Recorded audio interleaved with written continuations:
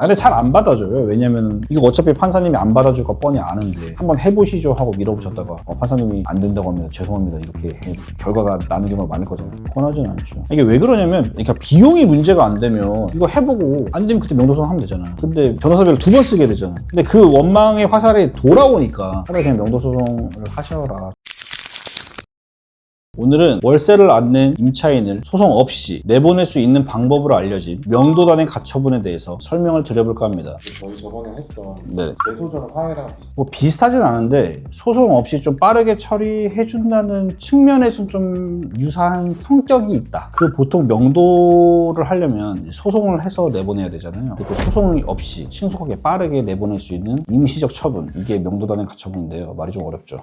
그렇게 되면 무조건 좋은 거 같아요. 무조건 좋죠. 왜냐면 소송에서 이기지 않았는데 실제로는 소송에서 이긴 것 같은 효과를 내는 거니까. 내보내려고 하는 건데 내보내는 임시적 처분을 하는 거잖아요. 근데 이게 요건이 엄청 까다롭습니다. 법원이 잘 안 내줘요. 이론적으로 말씀을 드리면 이제 가처분이라는 거는 본소송 이전에 임시적으로 하는 거잖아요. 그래서 좀 간명하게 느껴질 수 있는데 명도 단행 가처분 같은 경우에는 이제 다른 뭐 점유이전금지 가처분이나 처분금지 가처분 같은 가처분이랑 다르게 굉장히 요건을 까다롭게 봅니다. 왜냐면 이게 그러니까 이 사람을 왜 내보내야 되냐 요거를 이렇게 잘 써가지고 법원에다가 전자소송을 내는 거예요. 근데 이게 포인트가 이유가 엄청 명확해야 돼요. 왜냐면 이게 어려운 말로 만족적 가처분이라고 하거든요. 이게 다른 가처분이랑 다르게 명도 소송에서 이제 명도가 인도받는 거잖아요, 물건을. 근데 이거를 빠르게 내보내는 가처분을 하면 실제로 내보내는 소송에서 이긴 거랑 거의 똑같잖아요. 그 효과를 만족한 거잖아요. 만족한 효과를 낸 거잖아. 그러니까 그만큼 이제 소송이 없었는데 소송에서 이긴 거랑 똑같은 효과가 되는 거니까 그만큼 엄격한 요건을 갖췄을 때 극히 예외적으로 해준다는 거죠. 그렇기 때문에 월세 안 낸 임차인을 되게 간편하게 내보낼 수 있다. 이런 말이 있는데 이건 사실 조금 안 맞는 거죠. 이 이유가 얼마나 명확해야 되는지를 좀 설명드리면 좋을 것 같은데요. 이게 어떤 경우냐면 뭐 예를 들어서 명도 소송을 해서 우리가 이겼어요. 그래서 상대방이 강제 집행해서 내보내졌어. 근데 그 텀에 다시 들어와서 불법 점유하고 살고 있어. 이런 정도의 명확함. 뭐 아니면은 뭐 합의를 봐서 이제 이사비 계좌이체하고 합의서까지 써가지고 나 나가겠습니다 했는데 안 나가는 경우. 이게 사실 실무적으로 이걸로 뭔가 해결되는 경우는 잘 본 적이 없어요. 잘 없죠. 이게 의뢰인분들이 명도소송 오래 걸린다는 걸 이제 듣고 오시니까 명도단행 가처분이라는 걸 어디서 이 존재를 알고 해달라고 하시는 분들이 꽤 계세요. 근데 실제로는 뭐 변호사 배만 불려주는 일일 수도 있지. 근데 잘 안 받아줘요. 왜냐면 이거 어차피 판사님이 안 받아줄 거 뻔히 아는데 한번 해보시죠 하고 밀어붙였다가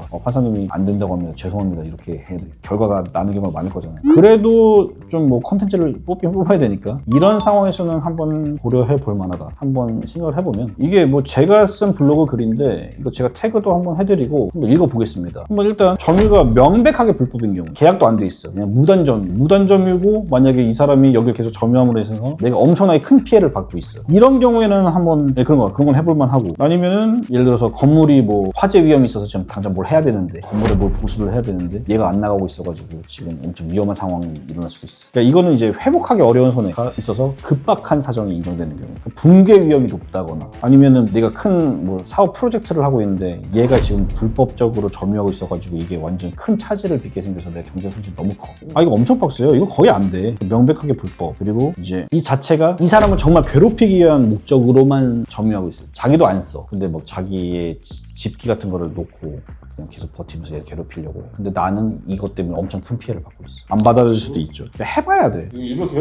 일부러 괴롭히는 걸 입장이 굉장히 어렵대. 그렇죠. 얘들 가정집인데 얘 뭐 1년간 하나도 안 살고 실제로 뭐 그러고 있는데 그냥 단순히 그러고 있다. 그리고 뭐 자기 항변사항도 전혀 없고 이런 경우에 한번 해볼 수는 있겠죠. 근데 더 잘 안 하지는 않아요. 권하진 않죠. 이게 왜 그러냐면 그러니까 비용이 문제가 안 되면 이거 해보고 안 되면 그때 명도소송 하면 되잖아요. 근데 변호사비를 2번 쓰게 되잖아요. 근데 그 원망의 화살이 돌아오니까 차라리 그냥 명도소송을 하셔라. 점유이전금지 가처분하고 명도소송 하셔라라고 많이 안내를 드리고 명도단행 가처분이 있다는 것도 잘 안내를 안 드려 사실은. 이거를 말할 일이 거의 없어. 요런 게 있으니 한번 해보시죠라고 권할 일이 거의 없고 의뢰인분들도 요거를 인터넷에서 어디서 보셔가지고 나한테 먼저 문의하시는 경우 아니면은 몰라. 해보실 수는 있다. 근데 큰 기대를 가지시기는 어렵고 만약에 안 되더라도 담당 변호사를 원망하시면 안 된다. 왜냐면 애초에 받아들일 확률 자체가 너무 적어요. 그래서 이런 키워드로 제가 어그로를 끈 점 제가 사죄드리겠습니다. 그래도 어쨌든 이거를 여쭤보시는 분들이 많이 계시고 원하시는 분들이 계셔가지고 제가 이렇게 컨텐츠를 찍었습니다.